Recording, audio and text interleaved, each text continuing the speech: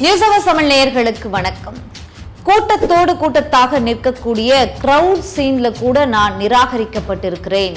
கழுத்தை பிடித்து நான் தள்ளப்பட்டேன். ஆனா இன்றைக்கு 8 கோடி ரூபாய் சம்பளம் வாங்கக்கூடிய ஒரு டாப் ஹீரோ லிஸ்ட்ல உயர்ந்திருக்காரு ஒரு காமெடி நடிகர். வேற யாரும் இல்லை, நடிகர் சூரி தான். விரைவாக பார்க்கலாம். சமீபத்தில் நடிகர் சூரி அவர்கள் ஒரு பேட்டி கொடுத்திருந்தாரு. அந்த பேட்டியில தான் இந்த விஷயத்த சொல்லியிருக்காரு. நம்ம இந்த அவருடைய பிளாஷ்பேக்கு போறதுக்கு முன்னாடி நடிகர் சூரியோட பயணத்தை பார்த்தலாம். நடிகர் சூரி அவர்கள் கிரவுட் சீன்ஸ்ல பழைய படங்கள்லாம் பார்த்தோம் அப்படின்னா, விஜய் படங்கள், அஜித் படங்கள், அப்புறம் நிறைய ஆக்டர்ஸோட இந்த பழைய படங்கள்லாம் பார்த்தோம்னா கிரவுட் சீன்ஸ்ல நிறைய இடத்துல நிற்பாரு. அதை நம்ம கவனிச்சிருக்க மாட்டோம். இன்னைக்கு அவர் ஒரு டாப் ஹீரோவா ஆனதுக்கு பிறகு அவர் அந்த படத்துல இந்த சீன்ல நிக்கிறாரு பாருங்க அப்படின்னு சோசியல் மீடியால வட்டம் போட்டு காட்டிக்கிட்டு இருக்காங்க.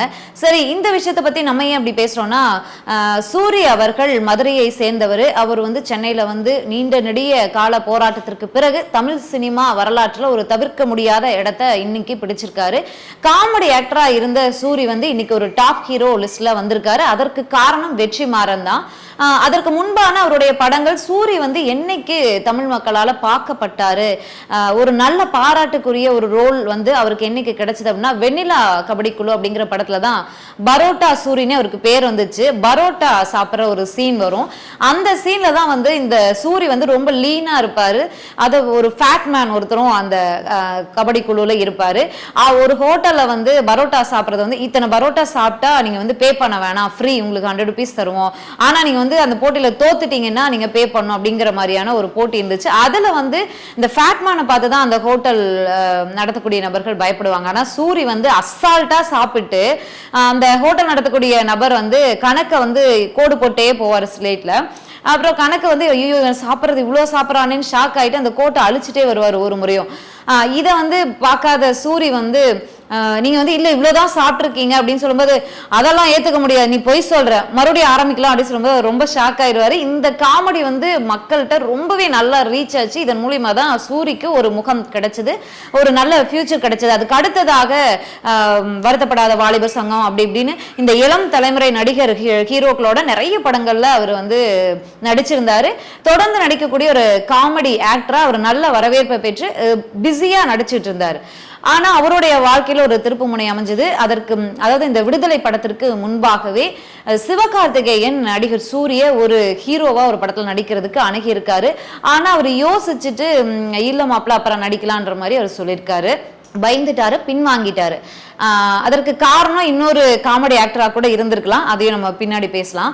ஆனா இந்த விடுதலை படம், அதற்கு வெற்றிமாறன் இயக்குனர், அந்த வெற்றிமாறன் நடிகர் சூரியிடம் தொடர்பு கொண்டு பேசிய போது நீண்ட நெடிய நேரம் பேசியிருக்காரு. பேசின பிறகு நடிகர் சூரி முதல்ல மனைவியிடம் சொல்லியிருக்காரு, இப்படி கேட்கிறாரு அப்படின்னு சொல்லிட்டு. அதற்கு பிறகு சிவகார்த்திகேயனிடமும் கேட்டிருக்காரு. சிவகார்த்திகேயன் நீங்க கண்டிப்பா பண்ணணும்னு சொல்லியிருக்காரு. சூரி அவர்களும் சம்மதம் தெரிவிச்சு விடுதலை படத்துல நடிக்க ஆரம்பிச்சிட்டாரு. விடுதலை படம் எடுக்க ஆரம்பிச்ச போது அதுல சூரி இருக்காருன்னு இந்த மற்ற விஷயங்கள் எதுவுமே பெருசா பேசப்படலாம். ஆனா படம் ரிலீஸுக்கு முன்பாக பெரிதும் பேசப்பட்டது. ப்ரிவியஸ் ஷோக்கு பிறகாக பெரிதும் பேசப்பட்டார், கொண்டாடப்பட்டார். படம் ரிலீஸ் ஆன பிறகு அவர் அவருடைய உழைப்பும் அவருடைய நடிப்பும் யாருமே எதிர்பார்க்கல. அந்த கேரக்டர்ல அவ்வளோ அழகா பொருந்தி ஒரு ஹீரோவாக, ஒரு காமெடி ஆக்டர் ஹீரோவாகிறது அவ்வளோ ஈஸி கிடையாது. இதற்கு வரலாற்றில் நிறைய எக்ஸாம்பிள்ஸ் இருக்கு. சமீபத்திய எக்ஸாம்பிள்னா சந்தானம் சொல்லலாம். ஒரு நல்ல பிஸியான பரபரப்பான 1 மணி நேரத்துக்கு இத்தனை லட்சம் வாங்கிட்டு இருந்த சந்தானம் நான் இனிமேல் ஹீரோவா தான் நடிப்பேன் அப்படின்னு சொல்லி நடிக்க ஆரம்பிச்சாரு.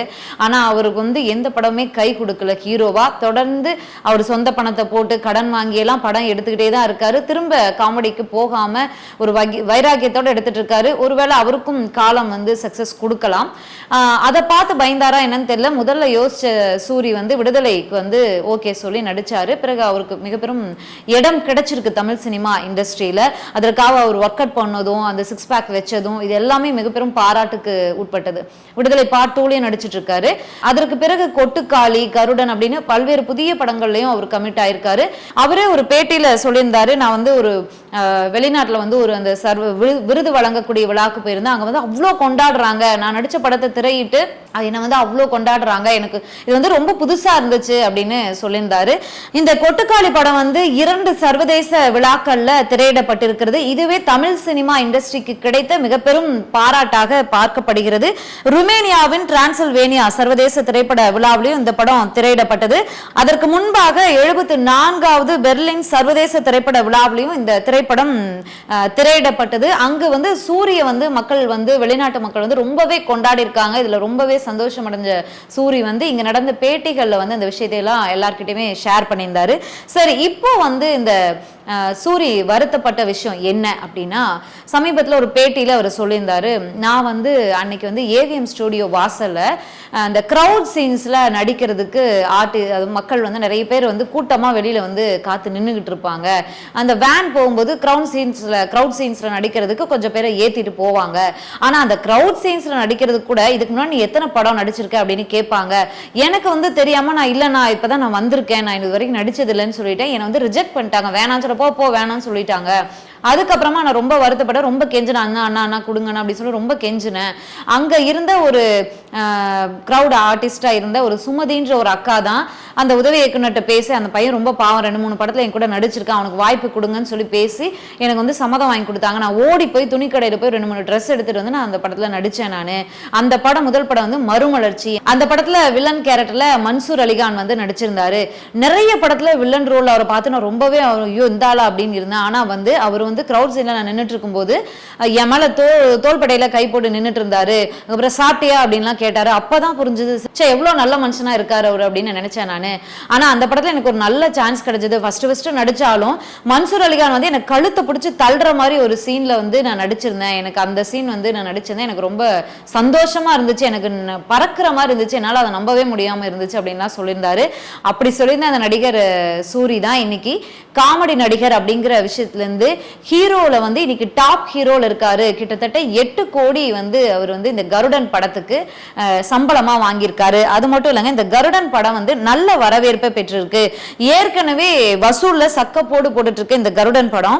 இந்த வார வசூலையும் குவிக்க தொடங்கி இருக்கு. கருடன் படத்துடைய மொத்த பட்ஜெட்டை 20 கோடி தான் அப்படின்ற வகையில 4 நாட்கள்ல மட்டுமே 15 கோடி ரூபாய்க்கு மேல அந்த கருடன் படம் வசூலை கொடுத்துருந்துச்சு.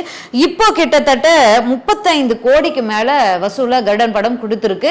50 கோடியை கண்டிப்பா அது ரீச் பண்ணிரும் ஒரு 3-4 நாட்கள்ல அப்படிங்கிற தகவலும் வெளியாகி இருக்கு. சரி, காமெடி ஆக்டர் 2 டாப் ஹீரோ லிஸ்ட்ல வந்திருக்காரு. அவர் அதற்கான எத்தனை உழைப்பு போட்டிருப்பாரு அப்படிங்கிறது நம்ம எல்லாருக்குமே தெரிஞ்சதுதான். காமெடி ஆக்டரா இருந்தாரு, 6 பேக் வச்சு ரொம்ப உடல் வந்து அந்த அளவுக்கு உருக்கி கொண்டு வந்திருக்காரு. விடுதலை படத்துலயும் வந்து அவரோட அந்த ஃபைட் சீன்ஸ் எல்லாமே ரொம்ப இதுவா இருந்துச்சு. இயல்பான நடிப்பையும் அவ்வளோ அழகா தத்ரூபமா வெளிப்படுத்தி இருந்தாரு. இந்த சினிமா இண்டஸ்ட்ரியில நான் வரணும், புதுமுகங்களா நான் வரணும், நான் ட்ரை பண்றேன், எனக்கு எந்த பின்புலமும் இல்லை அப்படிங்கிறவங்களுக்குலாம் கண்டிப்பா ஒரு எக்ஸாம்பிளா நடிகர் சூரி இருப்பாரு. மீண்டும் பல்வேறு சினிமா செய்திகளோடு சந்திக்கலாம். நன்றி.